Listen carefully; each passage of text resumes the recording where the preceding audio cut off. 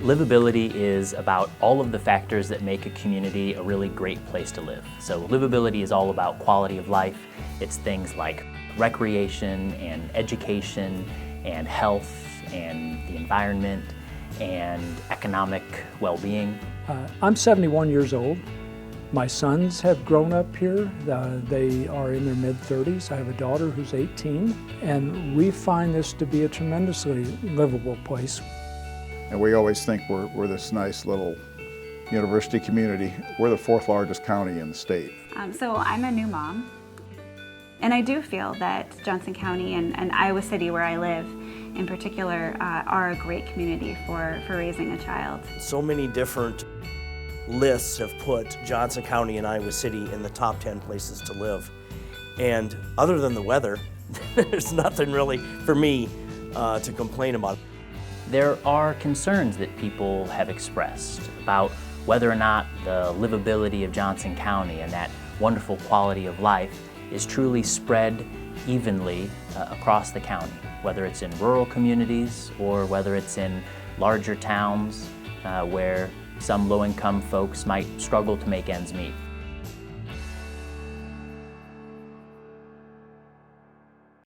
Johnson County, unfortunately, has the highest percent of its population extremely cost-burdened because it's so expensive to live. 80% of clients in a recent survey of food pantry recipients said that they spend more than 50% of their income on housing.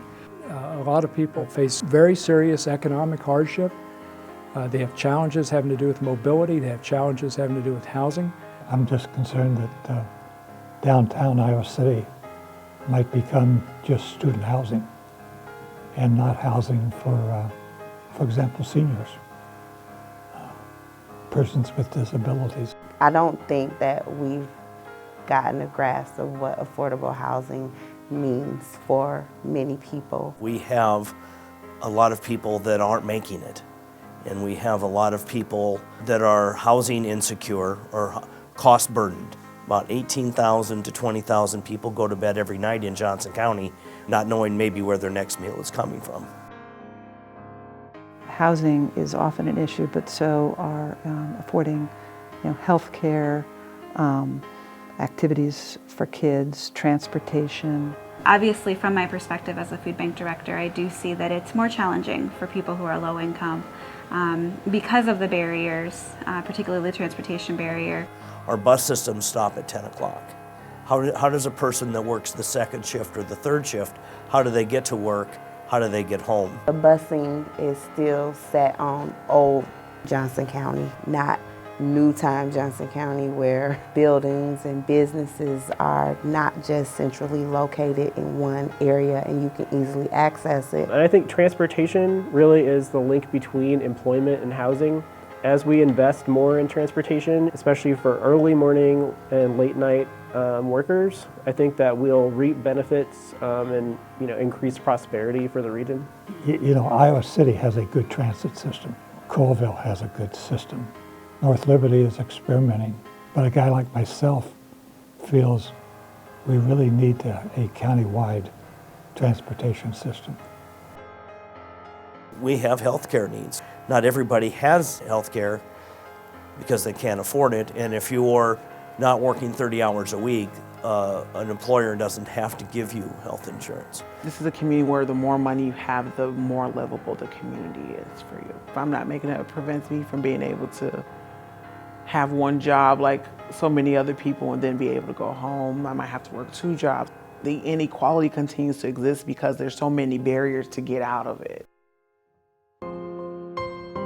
Part of the question that communities have to answer is who needs to be involved, working together, collaborating in order to address community concerns. What can local governments do? What role should businesses play? How can individuals and local organizations step up to alleviate some of their own concerns?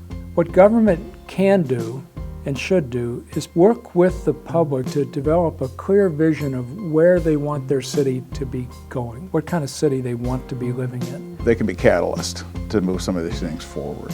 I think they can help a lot to work on recreational opportunities, They can do a lot with through ICAD and other things to do economic development opportunities. A lot of the work that needs to be done is by the government, coming together and coming up with a solution that works for the whole county. Well, I think, the community relies on its businesses to be a good place to live. So certainly just by continuing to function, to employ people. An example might be if a business understands that it's gotten really difficult for their employees to live in the area because it's gotten too expensive.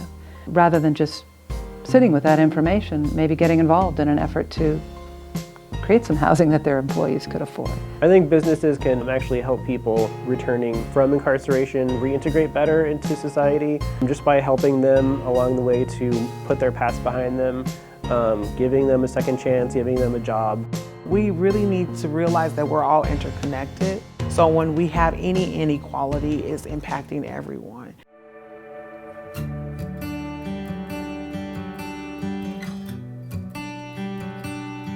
When we, as an individual, look at a problem, we see in two dimensions from our perspective. So if we can get lots of individuals together to all look at the same issue, then as a community, we start seeing in three dimensions, and we can understand the problem in new ways and come up with fresh ideas for addressing it.